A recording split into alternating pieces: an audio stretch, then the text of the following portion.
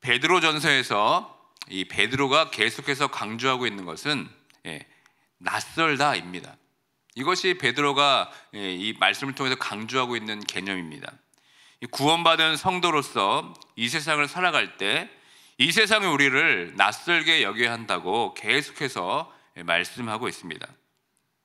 저도 이제 시카고에 온 지 1년이 좀 지났습니다.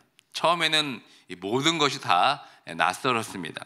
이 추위도 낯설었고 또 덥고 습한 날씨도 참 낯설었습니다. 그리고 이 시카고만 가지고 있는 이 문화들도 상당히 낯설었습니다. 여러분들도 이 처음에 미국에 왔을 때 그때 낯설음을 여러분 기억하고 계십니까? 이 땅도 낯설고 또 영어라는 언어는 더욱더 낯섭니다. 그리고 미국에 사는 다양한 인종들을 보면서 우리는 참으로 낯설어 했습니다. 그런데 여러분, 저희만 그런 것이 아닙니다. 여기 살고 있는 분들도 우리들을 낯설게 여겼습니다. 제가 예전에 이 조지아에 있는 사바나라는 도시에 간 적이 있습니다. 다민족이 모여 살고 있는 LA 살 때는 잘 몰랐는데 그곳에 가니까 처음으로 사람들이 저를 낯설어 한다는 것을 느꼈습니다. 왜냐하면 그 동네에 이 아시아인, 이 동양인이 거의 없었기 때문에 그렇습니다. 식당을 가도 사람들이 저를 쳐다보고 마켓에 가도 저를 낯설게 쳐다보았습니다. 그래도 어른들은 예의상 저를 의식해서 흘끔 보고 말지만 아이들은 또 그것을 숨기지 못합니다. 그때 한 5살, 6살 된 남자아이가 이 동양인을 처음 봐서 그런지 몰라도 저를 한참이나 이게 뚫어져라 쳐다본 그 눈동자가 아직도 생각이 납니다. 베드로는 우리를 이 순례자 혹은 또 여행자 이렇게 부릅니다. 여행자들은 어디를 가나 낯섭니다. 그리고 여행자를 바라보는 시선도 낯섭니다. 구원받은 성도들이 이 땅을 살아갈 때 이와 같아야 한다는 것입니다. 여행자는 여행자로서 이 땅이 낯설고 그 땅에 사는 사람들은 그 여행자를 보면서 낯설게 여겨야 합니다. 이처럼 그리스도인 삶은 이 세상을 낯설게 여기며 살아가야 합니다. 그런데 우리는 어떻습니까? 여러분, 이번 한 주를 한번 돌아보시길 바랍니다. 이번 한 주 동안 이 세상 속에서 이 그리스도를 살아가면서 그리스도의 그 삶을 통해서 이 땅의 삶이 낯선 삶이었습니까? 아니면 이 세상과 구별 없이 너무나 이 세상과 익숙한 삶을 살아가고 있지는 않았습니까? 구원받은 성도로서 우리가 낯선 삶, 낯선 길을 가야 한다는 것은 아마 여기에 계신 분들은 다 알 것입니다. 그런데 그것이 잘 안 됩니다. 그리고 마음 한켠에는 어떤 생각이 듭니까? 괜히 또 너무 유난 떠는 게 아닌가 싶기도 합니다. 그냥 뭐 좋은 게 좋은 거지 하면서 쿨하게 보이고 싶기도 합니다. 그러나 여러분, 베드로는 분명히 말하고 있습니다. 구원받은 성도는 이 세상에서 낯선 사람이 되어야 한다고 말씀하고 있습니다. 세상에서 우리를 보며 낯설게 여겨야 합니다. 우리가 세상에 동화되고 이 세상과 익숙한 삶을 살기에 하나님께서 오히려 우리를 낯설게 여겨서는 안 될 것입니다. 그러므로 우리는 선택해야 합니다. 세상이 우리를 낯설어하는 삶을 살 것인지 아니면 오히려 하나님께서 우리를 보면서 낯설어 하시는 삶을 살게 할 것인지 우리는 선택해야 합니다. 오늘 본문은 이렇게 시작합니다. 다 함께 4절의 말씀을 다시 한번 읽겠습니다. 이러므로 너희가 그들과 함께 그런 극한 방탕의 다름질을 하지 아니하는 것을 그들이 이상히 여겨 비방하나. 여기서 이러므로라는 것은 무엇을 말하는 것입니까? 그것은 죄와 관련되어 그리스도께서 받으신 그 십자가 사건을 말합니다. 성도란 이 십자가 사건에 동참한 사람들입니다. 그 구원의 사건에 참여했기 때문에 이제는 죄에 대해서는 동떨어지는 삶을 살아갈 수밖에 없습니다. 그렇기 때문에 성도들은 이 세상에서 볼 때 낯설 수밖에 없습니다. 그런데 여러분, 문제는 무엇입니까? 우리가 세상과 다르지 않는 것이 문제입니다. 특별히 구원받은 성도들이 모인 이 교회는 어떻습니까? 이 그리스도의 그 십자가의 길을 따라가야 하는데 이 세상을 따라가고 있지는 않습니까? 성장주의의 혈안이 되어서 십자가를 지고 가는 것이 아니라 이 자본주의의 그 성공한 어떤 기업의 모델을 따라가고 있지는 않습니까? 각자 교회에 주신 어떤 고유한 문화, 또 정체성, 그리고 지역 공동체를 통하여 교회를 세워가야 하는데 아무리 작은 교회라도 이 초대형 교회의 성장들을 답습하고 있습니다. 그 성장주의 모습을 쫓아가고 있기 때문에 교회 안에 그런 것들이 지금 다 스며들어 있습니다. 어떻게 하면 교회에 사람을 몰려오게 할 것인가? 어떤 이벤트로 이 성전을 가득 채울 것인가? 그런 것만 고민하고 있습니다. 그러니까 예수 그리스도에 보여주신 그 십자가의 길을 우리가 외면하고 있습니다. 그러나 여러분, 십자가는 하나님께서 우리를 구원하신 유일한 길입니다. 그리고 그 십자가를 통해 우리는 우리의 종착지인 하늘나라까지 나아가야 합니다. 그런데 교회가 이런 성장주의에 갇히다 보니까 우리가 구원받은 것까지만 강조해서 이야기했습니다. 구원받은 후 우리가 나아가야 할 길을 제대로 가르치지 못한 것 같습니다. 우리도 그 십자가의 길을 걸어서 예수 그리스도께서 이 땅에 오신 그 길 그대로 하늘나라까지 우리가 가야 하는데 그것을 강조하지 못했습니다. 죄와 악과 이 세상을 이기고 하나님께 가는 유일한 그 십자가의 길을 우리가 보여주지 못했습니다. 그러니까 어떻게 됩니까? 구원만 받으면 된다는 식이었습니다. 구원받은 이후에 우리가 지고 가야 할 그 십자가의 희생과 그 십자가의 정신은 뒷전으로 밀려났습니다. 구원받은 성도들이란 죄에 대하여 속고 죄에 대하여 끌려갔던 삶을 종식한 사람들입니다. 지난주에 살펴본 3장의 마지막 말씀처럼 지나간 때로 족한 줄 아는 사람들이 바로 구원받은 성도들입니다. 죄에서부터 자유한 것이 바로 성도들입니다. 그러나 이 구원받은 성도들이 죄와 악이 넘쳐나는 이 세상 속에서 살아가기가 그렇게 쉽지가 않습니다. 왜냐하면 그렇게 세상과 낯선 삶을 살다 보면 이 세상 사람들과 멀어지기 때문에 그렇습니다. 그래서 어떤 인간적인 관계만을 말하는 것이 아닙니다. 사업을 할 때도 그리스도인으로서 살아가게 되면 금전적인 손해를 볼 수밖에 없는 이 사회적 구조 속에 우리가 살아가고 있습니다. 어쩌면 그 십자가의 길을 걷는 것 때문에 세상적으로 잘 되는 것을 포기하는 것일 수도 있습니다. 그러나 하나님께서 우리를 거룩한 백성으로 이 제사장 나라로 불러주신 그 하나님의 뜻에 따라서 우리는 세상과 동화된 삶을 살아갈 수가 없습니다. 특별히 4절에서 너희가 그들과 함께 그런 극한 방탕에 다름질하지 아니하는 것을 그들이 이상히 여겨서 비방한다 할 때 이 다름질한다 라는 뜻이 무엇입니까? 그것은 같은 방향, 같은 목적지로 함께 호흡을 맞추어 뛰는 모습을 말하고 있습니다. 우리가 이 세상에서 낯설게 살기 위해서 세상과 같은 길을 우리는 내달릴 수가 없습니다. 그런데 그렇게 세상과 다른 길로 내달리는 것이 쉽지가 않습니다. 그러다 보니까 우리는 세상의 그 길에도 달리고 이 십자가의 길도 가려고 하니까 상당히 피곤합니다. 세상에서는 세상의 트랙에서 사람들과 함께 뛰어다니다가 또 교회에 와서는 전혀 또 다른 방향으로 뛰어야 하니까 얼마나 힘이 들고 피곤하겠습니까? 세상에서는 세상 사람들처럼 살고 교회에 들어와서는 거룩한 신자로 살려고 하니까 얼마나 힘이 들겠습니까? 또 우리가 이렇게 세상과 낯선 삶을 살지 않는 결정적인 이유가 또 하나 있습니다. 그것은 예수 그리스도께서 이 세상에 다시 오셔서 공의로 심판하실 그날을 우리가 가르치지 않아서 그렇습니다. 다시 오실 이 재림 예수 그리스도의 심판에 대해서 우리가 희미하니까 이 세상에서의 거룩한 삶을 왜 살아야 하는지 우리는 망각하며 살게 됩니다. 우리 다 함께 5절의 말씀을 읽도록 하겠습니다. 그들이 산자와 죽은 자를 심판하기로 예비하신 이에게 사실대로 고하리라. 사랑하는 성도 여러분, 이 세상에는 끝이 반드시 있습니다. 그러나 그때는 우리가 언제인지 모릅니다. 그러나 반드시 예수님께서 이 땅에 오셔서 믿는 자든지 믿지 않는 자든지 살아있는 자든지 아니면 죽어있는 자든지 간에 그날에 다 심판을 하십니다. 여러분, 이번 한 주만 한번 돌아보시길 바랍니다. 그 마지막 때 심판주로 오시는 그 마지막의 날에 대한 생각이나 혹시 그날에 대한 기도를 해 보신 적 있으십니까? 예전에는 이 강단에서 깨어 있으십시오, 그날이 도적같이 옵니다, 이런 설교를 참 많이 들었습니다. 근데 지금은 거의 듣지를 못합니다.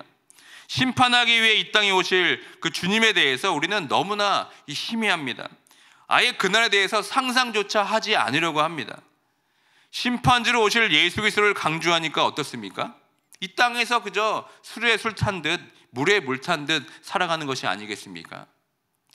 우리가 그 마지막 날에 대해서 강조하지 않고 그날에 대해서 이야기하지 않으니까 이 이단들이 그 사이를 아주 교묘하게 파고들었습니다.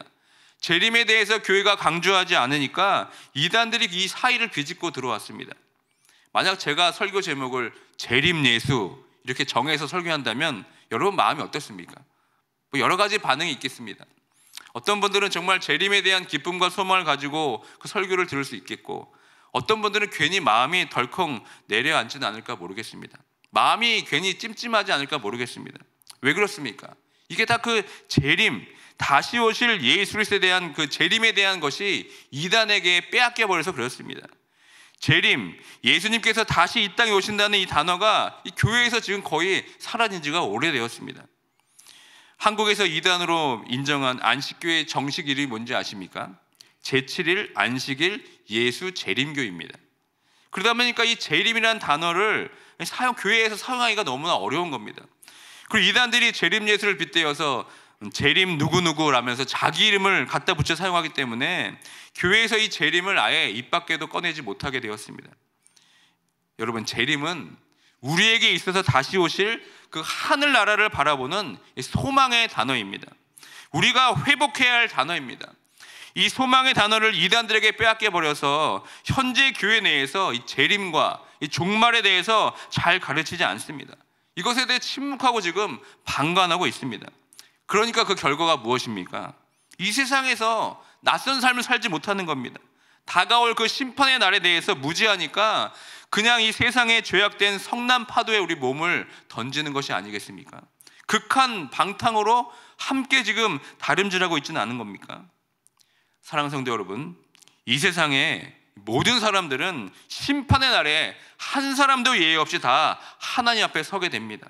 그 마지막 날, 그 마지막 종착지에 심판주 하나님께서 서 계십니다. 히브리서 9장 27절에 분명히 이같이 말씀하고 있습니다. 한 번 죽는 것은 사람에게 정해진 것이요 그 후에는 심판이 있으리니 라고 분명히 말씀하고 있습니다. 이것은 여러분 우리가 바꿀 수도 없습니다. 이미 확실하게 정해진 사실입니다. 우리 모두는 그 심판주 앞에 서게 됩니다. 그때 우리는 하나님 앞에서 우리에게 물어보실 것입니다. 하나님의 뜻을 거부하고 구원의 선물로 받은 자유를 남용하고 악하게 사용한 것에 대해서, 그리고 썩고 더럽고 허망한 이 세상 속에서 극한 방탕의 삶으로 내달린 것에 대해 분명한 책임을 물으실 것입니다. 그러므로 구원받은 성도가 이 땅에서 낯선 삶을 선택함을 통해 받는 손해나 불이익을 여러분 두려워하지 마시길 바랍니다. 여러분, 이 땅에서 삶이 끝이 아닙니다. 그리고 여러분, 죽음 또한 끝이 아닙니다. 우리의 마지막은 어디입니까? 우리의 마지막 끝은 심판주 하나님 앞에서가 우리의 마지막입니다. 그것이 우리의 삶을 마지막으로 결산하는 곳입니다. 거기서 우리는 완전한 결정을 맺게 됩니다.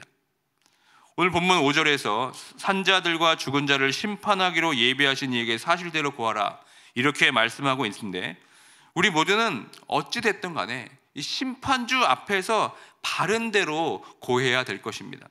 이 세상에서 낯선 삶을 살고 왔는지 아니면 이 세상에서 너무나 익숙한 삶을 살고 왔는지 우리는 하나님 앞에서 다 고해야 합니다. 그렇기 때문에 심판주 앞이 우리의 마지막입니다. 우리 모두는 다 죽습니다. 그리스도는 역시 다른 세상 사람들처럼 다 죽습니다. 왜냐하면 죄에 대한 결과가 죽음이기 때문에 그렇습니다. 그러나 여러분, 그것이 끝이 아닙니다. 이 복음을 받아들인 자들은 그리스도의 부활에 따라 영원히 살게 되는 영생을 얻습니다.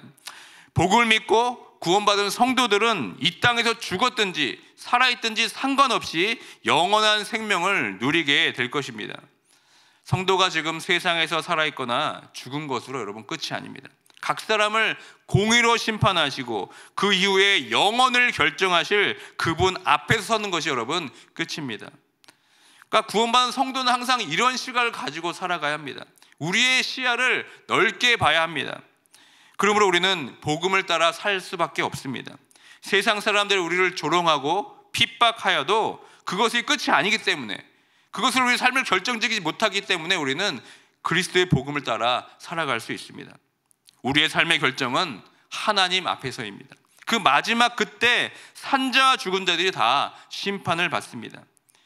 이런 시각과 이런 시선을 가지고 이 땅을 살아가게 될 때 우리는 세상의 유혹과 핍박 그리고 조롱에서 벗어나 참된 경건에 이르게 될 줄 믿습니다. 그때 우리는 이 세상에서 낯설게 살아갈 수가 있습니다. 낯선 빛을 이 세상에 드러내며 살아갈 수가 있습니다. 물론 쉽지가 않죠. 이 세상에서 그렇게 낯설게 살아가게 되면은 때로는 생존의 위협을 받을 수도 있습니다. 사업에 손해도 볼 수도 있고 세상과의 관계 속에서 우리가 따돌림을 당할 수도 있습니다. 그러나 베드로는 그때마다 그것이 고난이고 죽음이라도 그것은 산자와 죽은 자를 모두를 심판하시는 하나님 앞에서는 두려움에 비하면서는 아무것도 아님을 베드로는 강조하고 있습니다. 우리가 잃어버리고 망각하고 있는 이 세상에 다시 오셔서 심판주로 심판하실 그날을 바라본다면, 공의로 심판할 주 하나님을 우리가 두려움으로 바라본다면 성도들은 선한 양심을 가지고 선한 행동으로 이 세상에서 낯선 삶을 살아가게 될 줄 믿습니다. 그리고 무엇보다 예수 그리스도께서 이 세상에서 아무도 가지 않는 그 십자가의 그 낯선 길을 가셨기 때문에 우리도 그 길을 따라가야 되는 것입니다. 그 길로 가셨기 때문에 우리가 구원을 얻게 되었음을 여러분 기억하시길 바랍니다. 그래서 이 세상에서 낯선 길을 선택하고 낯선 길로 달려가는 모두가 되길 주님의 이름으로 축원드립니다. 말씀을 맺습니다. 여러분들은 지금 무엇을 두려워하며 살고 계십니까? 정말 진정으로 두려워할 것에 대해서 여러분 두려워하고 계십니까? 마지막 이 땅에 오셔서 우리를 심판하실 그분 앞에 서게 될 것을 바라보고 있으십니까? 우리가 성도로서 이 세상을 살아가면서 낯설어야 할 일에 대해서 우리가 낯설어야 합니다. 누가 뭐라 하든 그리스도인들은 정직해야 되고, 누가 뭐라 하든 그리스도인들은 거짓을 버려야 합니다. 누가 뭐라 하든 그리스도인들은 희생할 줄 알고 베풀 줄 알아야 합니다. 그리고 무엇보다 이 세속적이고 더러운 일에 우리가 참여하면 안 됩니다. 그것은 우리가 걸어갈 길이 아닙니다. 선한 양심으로, 선한 행동으로 살아가는 것이 우리가 걸어야 할 낯선 길입니다. 마지막 그때 예수 그리스도께서 우리를 보시면서 우리를 낯설어 하지 않으면 여러분 그것으로 족한 것입니다. 그래, 내가 세상에서 십자가의 그 낯선 삶을 사느라 정말 수고가 많았다. 내가 너를 안다. 내가 너를 알아 하면서 우리를 낯설게 여기지 않으시면 여러분 그것으로 충분합니다.